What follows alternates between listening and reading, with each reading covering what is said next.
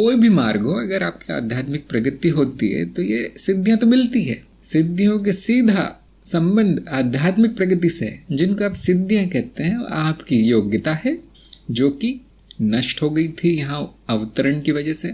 आप यहाँ उतरे हैं नीचे की परतों में, भौतिक जगत में, तो आपकी सिद्धियां काट छाट के छोटी कर दी गई है।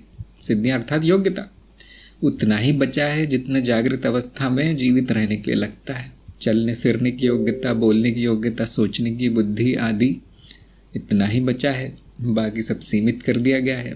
ये आपका स्वयं का निर्णय है। हम कहते हैं कभी कभी, वैसे तो नहीं है, ऐसा तो नहीं होता, लेकिन हम कह देते हैं विसत्य रूप में, व्यवहारिक सत्य के रूप में कि मेरा ही निर्णय है कि मैं सीमित हो जाऊं, मनुष्य हो जाऊं। हमारा इसमें कुछ उद्देश्य है मनुष्य जीवन का, ज्ञान आदि लेना, अनुभव लेना, इच्छा पूर्ति, वासना पूर्ति, उसके लिए सीमितता का अनुभव हम ले रहे हैं। तो जब ये छूटने लगता है मनुष्य जीवन, प्रगति होने लगती है ऊपर, जो कि मनुष्य रहते हुए संभव है। ध्यान दीजिए, तो परत मात्र है। मैं तो बहुत बड़ा हूँ, विराट हूँ, विराट रूप मैं हूँ। सभी कुछ हमारे हाथ में है, सभी कुछ हमारे नियंत्रण में है। सिद्धियों पर किसका नियंत्रण छूट जाता है, या सिद्धियों के वश में कौन आ जाता है? जिसमें अशुद्धियां हैं। मैं ये नहीं कहूँगा अज्ञान है, देखिए अज्ञान है तो सिद्धि नहीं होगी। मैं कहता हूँ जिसमें अशुद्धि है वो गुलाम हो जाता है सिद्धियों का, फिर दुरुपयोग करते हैं लोग सिद्धियों का। इसीलिए शुद्धिकरण आवश्यक है ज्ञान के साथ साथ। ज्ञान मार्ग में हम एक शॉर्टकट लेते हैं कि पहले ज्ञान करवा देते हैं, उसके बाद ऐसी उम्मीद होती है गुरु को कोई शुद्धि हो ही जाएगी इसकी। लेकिन बीच में अगर सिद्धि प्रकट हो जाती है, जो कि होती है बहुत, जो कई जन्मों से साधना कर रहे हैं, उनकी पहले सिद्धियां प्रकट हो जाती। तो जैसे सूक्ष्म शरीर की अवस्थाओं में आना, और दूसरों के मन में झांक लेना, भविष्य पता कर लेना, धन निधान की कमी ना होना, या शारीरिक आकर्षण बढ़ जाना बहुत ज़्यादा, ये सारी सिद्धियां हैं। और कलाओं का ज्ञान हो जाना, गीत संगीत ये बड़ा अच्छा हो जाता है लोगों का, ये भी सिद्धियां हैं। और भी तरह तरह की सिद्धियां आती हैं जिनको हम पराभौतिक कह सकते हैं, जो दैविक सिद्धियां आ जाती हैं।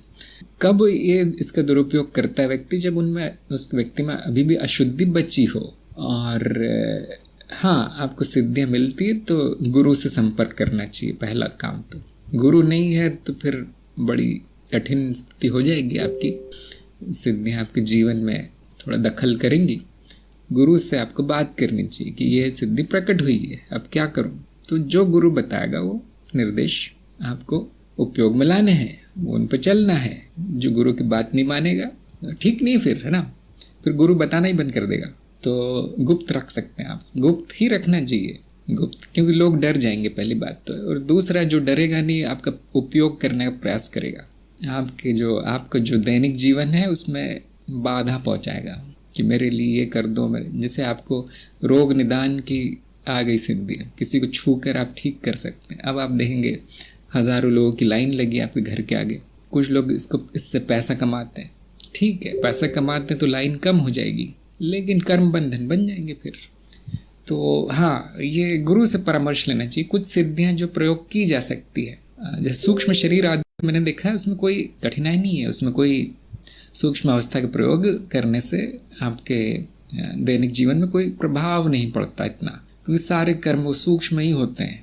यहाँ कुछ नहीं होता, यहाँ कुछ तोड़ फोड़ नहीं होती माया में, भौतिक जगत में जो भी होता है वो ऊपर होता है।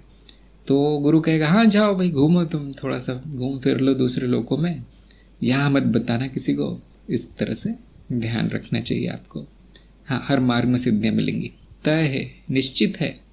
और अगर नहीं मिलती तो रोना नहीं चाहिए, दुखी नहीं होना चाहिए। क्यों? कुछ अशुद्धियाँ बची होंगी, अशुद्धियों की तरफ देखना चाहिए क्या बचा है। और यहाँ पर भी गुरु ही काम आता है। गुरु आपको देख कर बता सकता है 5 मिनट में क्या बचा है, वो ठीक करने का उपाय भी बता सकता है।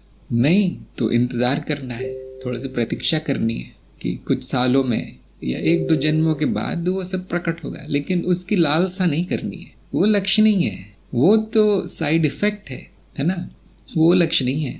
हमारा सिद्धि प्राप्त करना लक्ष्य नहीं है। बस उससे जीवन जरा सा जादू भरा हो जाता है, एक अलग ही आप अपने वातावरण को पाएंगे अपने आसपास। जब ये सब होने लगेगा तो सपने जैसा हो जाएगा सब कुछ, एक अलग ही जीवन होगा वो। उससे भी विरक्ति आ जाती थोड़ी बहुत कि जो मैंने सोचा था वो नहीं है ये जगत, तो विरक्ति आ ही जाती है। आपकी मुक्ति का ही मार्ग है ये भी, बस उसको अच्छा उपयोग करना है, उसका बुरा नहीं करना।